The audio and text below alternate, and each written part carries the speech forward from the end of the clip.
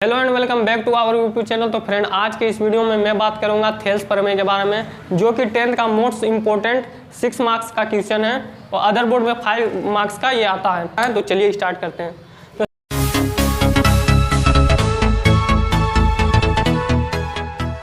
तो सबसे पहले देखिए फ्रेंड, क्या है प्रमेय। तो यदि किसी त्रिभुज की एक भुजा के समांतर पैरेलल एक अन्य भुजा खींचा जाए जो दो भुजाओं को भिन्न भिन्न बिंदुओं पर प्रतिच्छेद करने के लिए हो, तो वो एक रेखा जो खींचा जाए तो वो अन्य दो भुजाओं को समान अनुपात में डिवाइड करती है। तो यहाँ त्रिभुज बना लेते हैं। पहले सबसे पहले हम लोग त्रिभुज बना लेंगे ए बी सी, इसको मान लेते हैं डी, ये ई है। तो यहाँ हल सबसे पहले हम लोगों को मानना होता है क्या दिया है। तो दिया है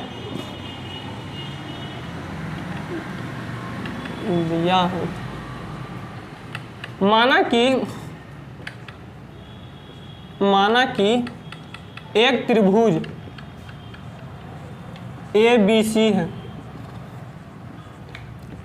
सी है जिसमें BC के समांतर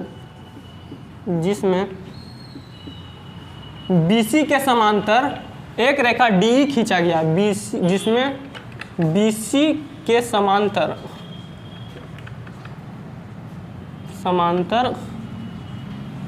एक रेखा DE खींचा गया है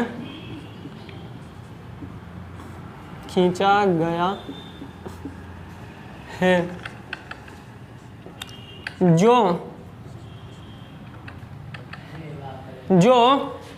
देखिए फ्रेंड, जो BC के समांतर DE रेखा खींचा गया वो भुजा AB को D बिंदु और भुजा AC को E बिंदु पर प्रतिच्छेद करती है। जो भुजा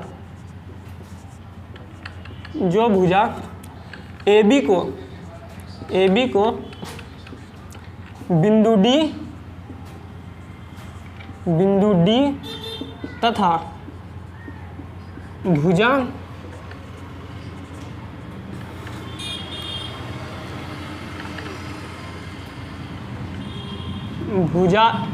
AC को E बिंदु पर प्रतिच्छेद करती है या काटती है।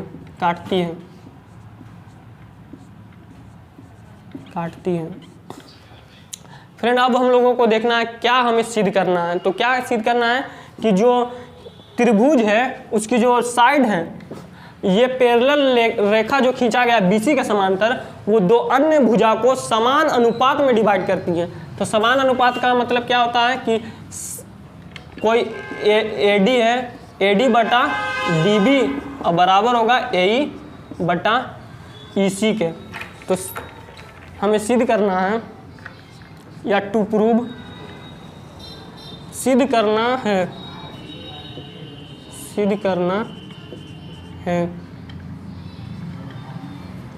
है कि जो AD बटा DB बराबर होगा AE बटा EC के। AE बटा EC को, यह हमें सिद्ध करना है। तो फ्रेंड, इसमें रचना बहुत इंपॉर्टेंट होता है। यदि आपको रचना इसमें नहीं आ रहा है तो समझ लीजिए आपको ये सीधी नहीं होगा, क्योंकि इसमें रचना बहुत कॉम्प्लिकेटेड होता है। बट मैं आपको सिंपल वर्ड में समझाने की कोशिश करूँगा। तो फ्रेंड देखिए, रचना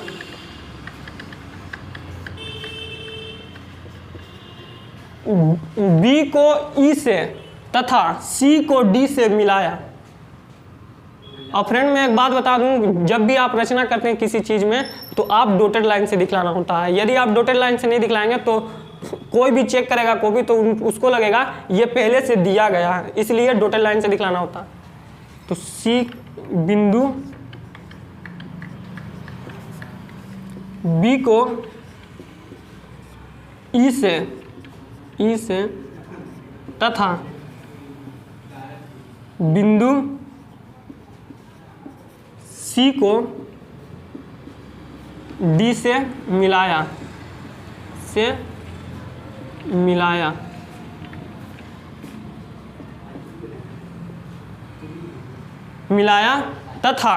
तथा क्या करना, पहले मिला लेते हैं हम लोग।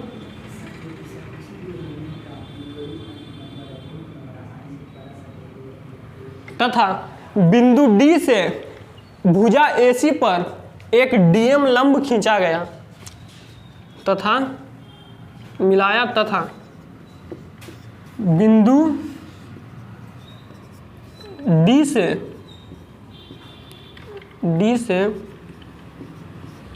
DM लंब AC खींचा गया, DM लंब AC खींचा गया। इसे पहले दिखला देता हूँ, DM, यहाँ D से भुजा AC पर DM लंब खींचा गया, तथा बिंदु E से भुजा AB पर EN लंब खींचा गया। साथ ही बिंदु E से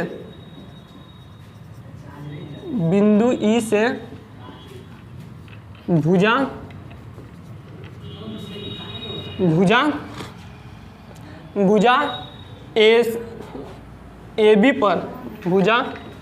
AB पर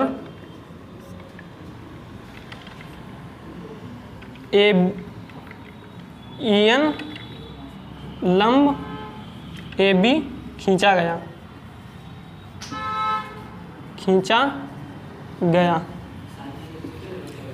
तो यहाँ दर्शा देता हूँ मैं फ्रेंड सब।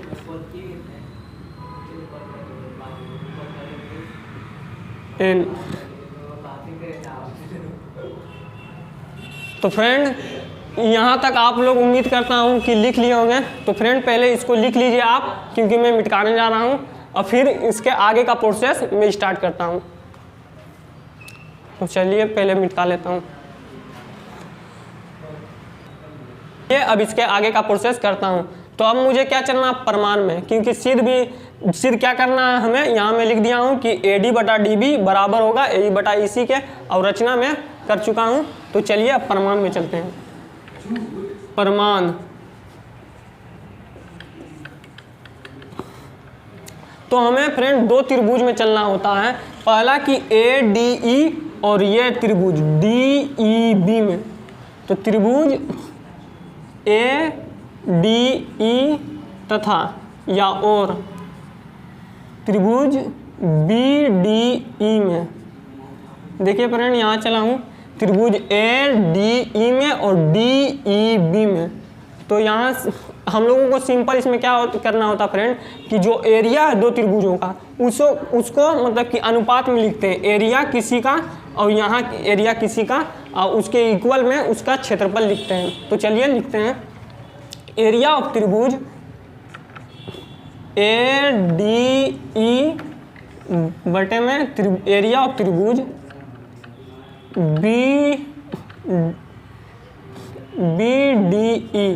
BDE तो बराबर होगा। चूंकि आप जानते होंगे फ्रेंड कि किसी भी त्रिभुज का जो क्षेत्रफल होता है कोई समान त्रिभुज का, तो उसका होता है 1/2 आधार गुने ऊंचाई। तो इसका देखिए त्रिभुज ADE का ये होगा 1/2 इंटू आधार। चूंकि यहाँ से परपेंडिकुलर खींचा गया है तो हम इसको आधार मानते हैं AD को, AD गुने हाइट, परपेंडिकुलर हाइट। तो परपेंडिकुलर हाइट देखिए फ्रेंड यहाँ EN है, तो ये होगा EN, ये होगा 1/2। इसका आधार क्या लूँगा फ्रेंड, चूँकि इसमें चल रहे हैं AB मतलब कि त्रिभुज ADE और DEB में, तो यहाँ देखिए इसका भी आधार हम लोग DB लूँगा। DB लेना होता है क्योंकि हम लोगों को जो सिद्ध करना होता है उसके आधार पर अपना कॉन्सेप्ट लगाना होता है।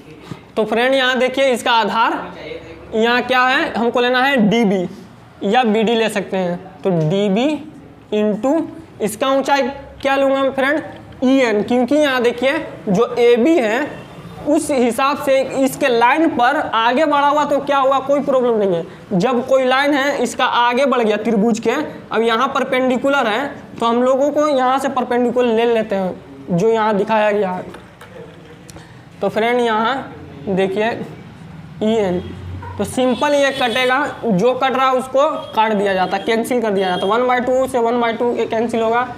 अब EN से EN तो बचेगा क्या, AD बटा DB। इसको इक्वेशन फर्स्ट मान लेंगे। अब चलते हैं फ्रेंड त्रिभुज ADE और त्रिभुज BEC में। नाउ या अब लिख सकते हैं आप त्रिभुज ADE और त्रिभुज BEDEC में। तो फ्रेंड यहाँ देखिए त्रिभुज ADE में इसका दोनों का फिर से वही करेंगे, दो त्रिभुजों के एरिया का अनुपात लेंगे हम लोग। तो एरिया ऑफ त्रिभुज ADE बटा एरिया ऑफ त्रिभुज DEC। क्योंकि फ्रेंड कि मैं बता दिया हूँ कि कोई भी त्रिभुज का जो सिंपल त्रिभुज होता है उसका एरिया होता है 1/2 इंटू आधार गुणा ऊंचाई, तो इसका भी होगा 1/2 इंटू।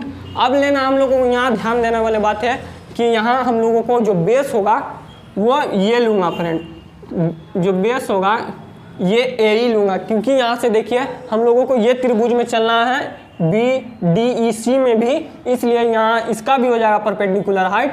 अब इसका भी त्रिभुज ADE का भी परपेंडिकुलर हाइट हो जाएगा, जो कि आगे कैंसिल हो जाएगा। इसलिए हम लोगों को आधार जो है लेना है AE और ऊंचाई क्या लूँगा DM। यहाँ से देख लीजिए जो ऊंचाई है वो DM ले रहा हूँ। अब इसका भी सिंपल होगा क्या 1/2 इंटू आधार। आधार हम लोगों को लेना है इस साइड वाला, इसलिए EC इंटू ऊंचाई, तो परपेंडिकुलर ऊंचाई यही DM होगा DM। अब यहाँ इसको भी सिंपल कैंसिल कर दिया जाता है फ्रेंड, तो 1/2 से 1/2 कैंसिल होगा, DM से DM का कैंसिल होगा, ये हो जाएगा AE बटा EC। ये इसको इक्वेशन सेकेंड मान लेते हैं। अब फ्रेंड हम लोगों को ये देखना होता है कि ये जो त्रिभुज है BDE और त्रिभुज DEC, आप देखिएगा कि दोनों त्रिभुज BDE एक बेस पे बने हैं और CDE दोनों का बेस एक है। तो चूंकि आप जानते होंगे फ्रेंड कि जो दो पैरेलल लाइन के बीच, जब कोई दो पैरेलल लाइन होता है और उन दो पैरेलल लाइन के बीच दो त्रिभुज बने जो कि दोनों का जो बेस है वो इक्वल होता है, तो वो आपस में एरिया उनका इक्वल होता है। इसलिए उस थ्योरम से फ्रेंड मैं ऊपर वाला मिटा दे रहा हूँ पहले। अब देखिए फ्रेंड स्टेटमेंट में लिख देते हैं कि चूँकि हम जानते हैं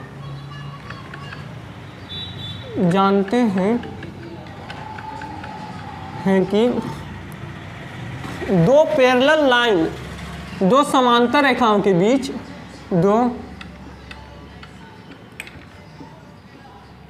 समांतर रेखाओं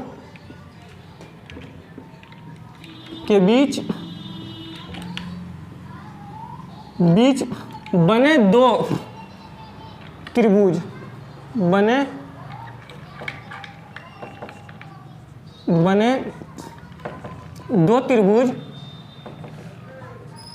बने दो त्रिभुज जिनका बेस सेम हो, जिनका आधार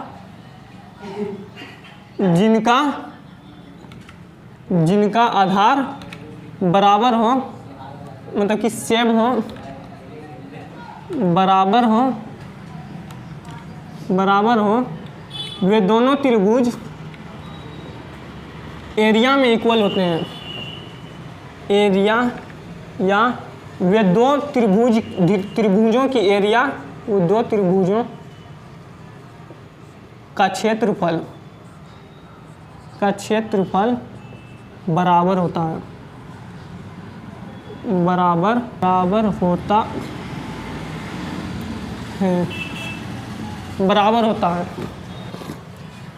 होता है। तो फ्रेंड इस थ्योरम से एरिया ऑफ, यहाँ देखिए एरिया ऑफ त्रिभुज BDE एरिया ऑफ त्रिभुज BDE बराबर होगा एरिया ऑफ त्रिभुज CDE के या DEC के। तो एरिया ऑफ त्रिभुज DEC ये दोनों इक्वल हो जाएंगे, तो इक्वेशन थर्ड मान लेंगे, इसको इक्वेशन थर्ड मान लेंगे। क्योंकि फ्रेंड देखिए, यदि कोई देख लीजिए 4/x बराबर है 4/2 के, इसका ऊपर वाला भाग इक्वल है और नीचे x दिया हुआ है, अब ये ऐसे है तो ये से ये कट जाएगा 4 से 4, अब x = 2 हो जाएगा। तो यहाँ भी 2 लिख देंगे, तो 4/2 बराबर हो जाएगा 4/2 के। जो 4/2 तो क्या हो जाएगा 2 बराबर 2, तो ये इक्वल हो जाएगा। इसी प्रकार यहाँ देखिए जो एरिया ऑफ त्रिभुज ADE है वो ADE के तो इक्वल है, बट जो त्रिभुज एरिया ऑफ त्रिभुज BDE अब यहाँ DEC है, तो आपको लगेगा कि हम इसको इक्वल में कैसे लाएं। तो यहाँ चूंकि यहाँ इक्वेशन 3 से एरिया ऑफ त्रिभुज BDE, देखिए BDE अब एरिया ऑफ त्रिभुज DEC आपस में इक्वल है, तो इसलिए ये भी इक्वल होगा ये के, तो इसलिए यहाँ लिख देंगे, इसलिए from equation first, second and third से, थर्ड फर्स्ट क्या था AD/DB, तो AD/DB बराबर हो जाएगा AE/EC के, AE/EC के। ये हम प्रूव्ड हो गया जो कि हमको करना था। क्योंकि साइड इस साइड का इसके बराबर है, इसलिए AD/DB होगा। तो फ्रेंड यही था आज का टॉपिक। तो फ्रेंड होप करता हूँ कि आपको समझ में आया होगा। मिलते हैं नेक्स्ट वीडियो में, तब तक के लिए धन्यवाद।